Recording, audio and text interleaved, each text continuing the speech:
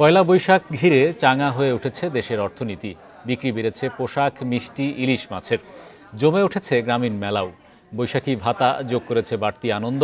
সব মিলিয়ে বৈশাখের অর্থনীতির আকার 20,000 কোটি টাকা ছাড়িয়ে যাবে বলছেন অর্থনীতিবিদরা। এ বিষয়ে বিস্তারিত আলোচনায় আমাদের সঙ্গে যুক্ত হচ্ছেন অর্থনীতি বিশ্লেষক মাজেদুল হক। জনাব হক, আপনাকে স্বাগত জানাচ্ছি। পয়লা বৈশাখ বা নববর্ষের যে উদযাপন, এটা কিন্তু সর্বজনীন উৎসব। তো সেই উদযাপনের অর্থনৈতিক গুরুত্ব আপনি কিভাবে মূল্যায়ন করবেন? বান্ডেল থাকলে প্রতি সেনমানিতে টাকা বাঁচবে। বিকাশ সেনমানি বান্ডেল কিনে জিতুন প্রতি লেনদেনে। জি, ধন্যবাদ একটা ভালো বিষয়ের জন্য আমাকে আমন্ত্রণ জানানোর জন্য, এবং ইন্ডিপেন্ডেন্ট টেলিভিশনের পক্ষ থেকে দর্শকদেরকে আমি শুভ নববর্ষ জানাচ্ছি। পয়লা বৈশাখের অথবা আপনার বাংলা বর্ষের যে দিনটা শুরু হলো, এটাকে কেন্দ্র করে যে আমরা নববর্ষ যে উদযাপন, এটা আসলে আমি যদি একটু হিস্টোরিক্যাল বিষয়টা আমি আপনাকে মানে খুব সংক্ষেপে বলি, সেটা দেখেন যে পয়লা বৈশাখটা কেন হলো। এটার ব্যাকগ্রাউন্ডে ছিল কিন্তু খাজনা আদায়। এটার ব্যাকগ্রাউন্ডে ছিল কিন্তু অর্থনীতির কর্মকাণ্ডকে কেন্দ্র করে কিন্তু সম্রাট আকবর আমির ফতেউল্লাহ সিরাজীকে বলেছিল, তুমি একটা বর্ষপঞ্জি করো। বর্ষপঞ্জি কেন করতে বলেছিল?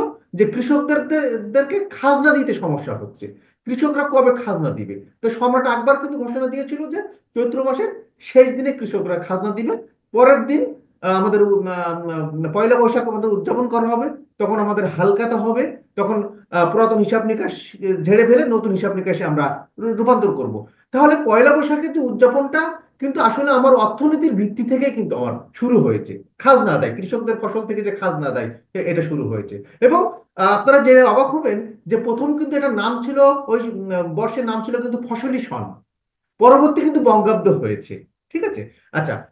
এখন হচ্ছে যে পয়লা বৈশাখকে কেন্দ্র করে আমি যদি বাংলাদেশের প্রসঙ্গে বলি, যে অর্থনীতি যে চাঙ্গা, যে গ্রামীণ অর্থনীতি কিন্তু দিনে দিনে চাঙ্গা হচ্ছে। গ্রামীণ অর্থনীতিতে গ্রামগঞ্জে কিন্তু উদ্যোক্তা বাড়ছে। বাংলাদেশের বাংলাদেশের কনটেক্সটে কিন্তু উদ্যোক্তা বাড়ানো কিন্তু অনেক কঠিন। বাংলাদেশের অর্থনীতির প্রসঙ্গে যদি আমি বলি, উদ্যোক্তা বাড়ানো খুবই কঠিন। উদ্যোক্তা বাড়ছে এই বৈশাখকে কেন্দ্র করে।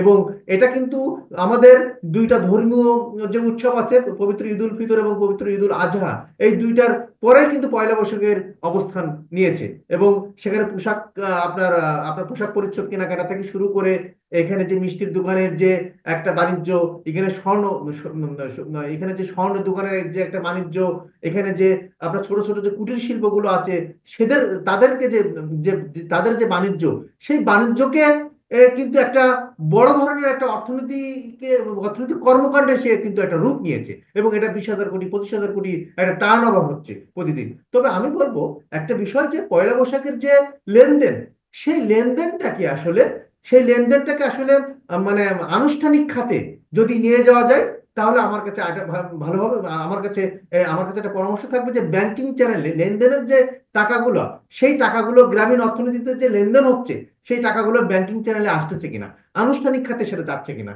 না না মহাজনদের কাছে যাচ্ছে কিনা। কারণ অনেকে কিন্তু আসলে বাংলাদেশের গ্রামীণ জনগোষ্ঠী যেটা করে, প্রান্তিক জনগোষ্ঠী যেটা করে, পয়লা বৈশাখের যে পণ্যগুলো তারা উৎপাদন করে পয়লা বৈশাখে বিক্রি করার জন্য, সেই পণ্যের উৎপাদন করার টাকাটা কিন্তু মহাজনদের কাছ থেকে নেয় চড়া সুদে কিন্তু এই টাকাটা নেয়। এই টাকাটা যদি ব্যাংক ব্যবস্থা থেকে যদি তারা পায়, তাহলে কিন্তু আমার কাছে মনে হচ্ছে যে পয়লা বৈশাখের অর্থনীতিটা আরো বেশি চাঙ্গা হবে, গ্রামীণ অর্থনীতি আরো বেশি চাঙ্গা হবে, আরো বেশি উদ্যোক্তা তৈরি হবে। আমি একটা পরামর্শ দিব যে বাংলাদেশ ব্যাংক যেন এই বিষয়ে সচেতন থাকে, যেন ব্যাংকিং চ্যানেলের মাধ্যম দিয়ে পয়লা বৈশাখে যারা পণ্য উৎপাদন করবে, ছোট ছোট পণ্য, সেটা এসএমইর আন্ডারে হোক, সেটা এসএমইর আন্ডারে হোক, মানে যে কোনো পণ্য উৎপাদন করার জন্য ব্যাংকিং চ্যানেলের সাথে তারা মানে ছোট ছোট লোনের সাথে যেন তারা হয়, এবং বিনা সুদের জন্য তারা এই লোনটা পায়। তাহলে আমার গ্রামীণ অর্থনীতি সামনের দিকে এগিয়ে যাবে। এই জনাব মাজেদুল হক আমাদের সঙ্গে যুক্ত হওয়ার জন্য